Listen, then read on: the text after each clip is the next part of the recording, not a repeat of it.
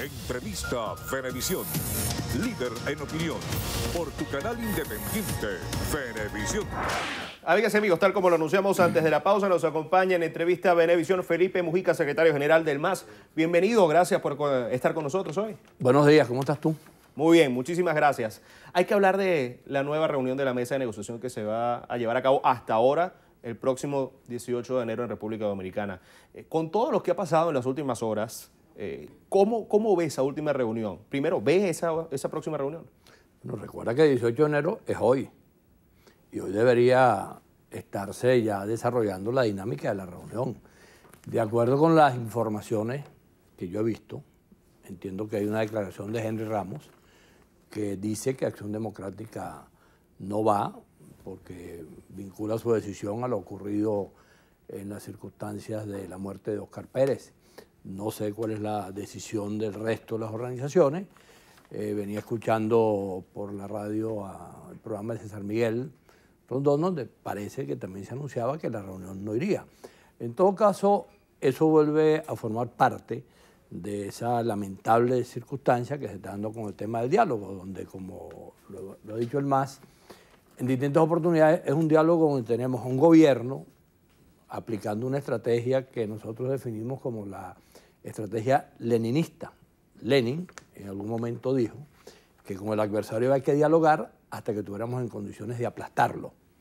El gobierno, evidentemente, esa es la estrategia que tiene. Y por otro lado, los sectores opositores que van no tienen estrategia, están sometidos al chantaje de que si discuten, no discuten, si se reúnen, si dialogan o no dialogan. Y entonces, por supuesto, al final estamos teniendo un resultado donde si la reunión de hoy no se da, si no se produce el intercambio, se colocan las condiciones donde el gobierno quiere colocarlas. ¿Qué es lo que ha dicho el gobierno? Por distintas vías. Que si no se da la reunión, ellos la semana que viene convocan elecciones presidenciales en 4 meses, en unas condiciones que el MAS ha definido como condiciones salvajes, similares a las que se hizo con las elecciones municipales. ¿Cuál es el primer propósito de esa convocatoria de esa manera? Bueno, dividir a los sectores democráticos entre participantes en el proceso y abstencionistas. Ya eso lo hicieron en las elecciones municipales con el resultado que se conoce. Bueno, ese cuadro, que sabemos es la estrategia del gobierno, debe tener una respuesta de los sectores democráticos que exactamente sea distinta a esa. ¿Cuál es la respuesta?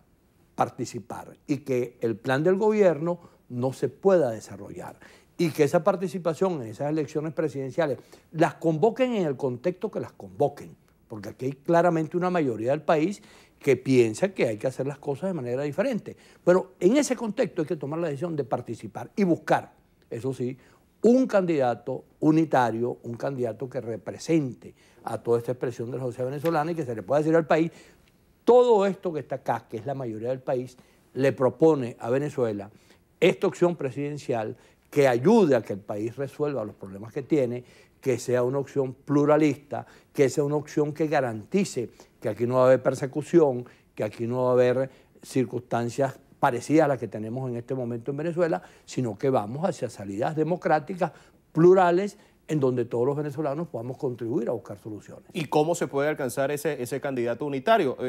¿Usted ve que se puede alcanzar un acuerdo entre los partidos que están dentro de la MUD y los que están fuera de la MUD? El problema es que lo primero que hay que tener claro es que los sectores democráticos tenemos que actuar con responsabilidad y tenemos que actuar colocando por encima de todo los intereses en letras mayúsculas de Venezuela. Porque en este momento el problema es por Venezuela, no es por los intereses de fulano o de mengano, ni del partido tal ni del partido cual, sino Venezuela es lo que está en juego. Por todas las circunstancias que estamos viviendo de manera cotidiana, todos los venezolanos que pudiéramos aquí estar horas hablando de lo que está pasando en Venezuela. Entonces, la primera cosa es colocar ese interés como el interés que tiene que ser principal, el interés de Venezuela. Después se verá de qué manera es, si hay que escogerlo por acuerdo, por consenso, si se puede escoger en primaria. En definitiva, eso se puede lograr. La experiencia internacional, la experiencia de otros países. Yo he narrado en distintas oportunidades lo que ocurrió cuando la oposición chilena tuvo que ponerse de acuerdo para buscar una solución en relación a lo que significaba tener un candidato frente a Pinochet. Esa oposición chilena había sido convocada por el gobierno de Carlos Andrés Pérez a una reunión que se había hecho en la colonia Tovar, donde surgieron un conjunto de acuerdos, y llegó el momento que tuvieron que escoger al candidato. Y hay una anécdota donde está Patricio Aylwin, Eduardo Frei, Ricardo Lagos conversando sobre el tema. Y Ricardo Lagos le dice a Patricio Aylwin, le dice, mire, don Patricio, yo tengo el mejor partido, el partido más grande de Chile, el Partido Socialista. Estoy mejor que todo el mundo en las encuestas. Pero el que puede ganar esta elección en esta circunstancia en que se requiere un chileno que le pueda hablar a todo el país, es usted. Entonces el candidato es usted. ¿Tú sabes cuánto tenía Patricio Aylwin en las encuestas? El 1, el 2% y no tenía partido político. Ahora, ese desprendimiento, ese acto responsable, esa manera de conducirse, es lo que hoy los venezolanos tenemos que tener y es lo que los sectores democráticos hoy tenemos que exigirnos. Cuando uno ve, respetando todos los candidatos, porque en este caso, cuando yo estoy hablando que cualquiera puede ser, hay que respetarlos a todos, pero esos candidatos tienen que colocarse a su vez a tono con esta exigencia y priorizar, insisto, los intereses del país. Estaba hablando de un escenario salvaje en caso de que no continuara o no llegaran a un acuerdo de oposición y gobierno en República Dominicana. ¿Qué puntos, qué detalles podría tener ese escenario del que usted habla de las elecciones presidenciales que podría convocar el gobierno inmediatamente se cierre la mesa de diálogo?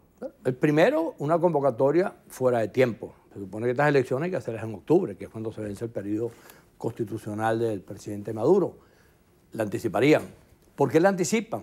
Violentando todo, porque con eso están transmitiendo un mensaje claro a los sectores democráticos que ya, frente a una circunstancia parecida, se dividieron. Recordemos que a las elecciones municipales una parte del país decidió acudir, otra parte del país no acudió y ya sabemos el resultado. Previo a eso tuvimos lo que ocurrió con la elección de gobernadores, que también hay que verla como contexto de lo que está pasando.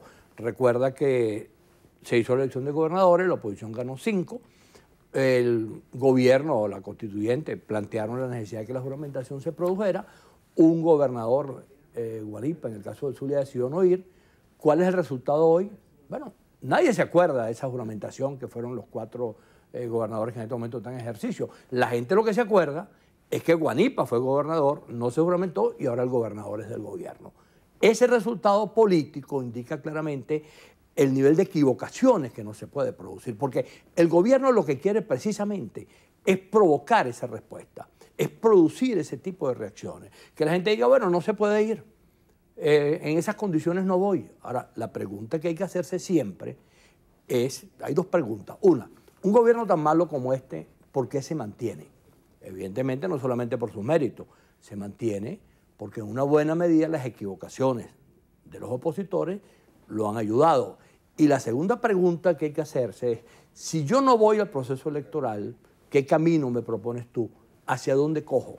¿Cuál es la alternativa? ¿Me quedo mirando para el techo? ¿Me quedo pasando mi rabia y simple y llanamente las cosas siguen de la manera que están? Por eso la reflexión hoy tiene que ser no cometer los errores que se han cometido en el pasado, asumir que es posible, mediante una decisión sólida, coherente de parte de los sectores democráticos, que se coloquen frente a un solo candidato, eso que se señala en la invitación que tienes allí de los actos aniversarios del MAS, que se van a realizar mañana en el Hotel Presidente, donde decimos, nosotros desde el MAS vamos a ayudar, vamos a contribuir a que se busque un candidato unitario, un candidato nacional que le pueda proponer al país una alternativa. Nos queda poco tiempo y me gustaría rápidamente tantear 2 preguntas.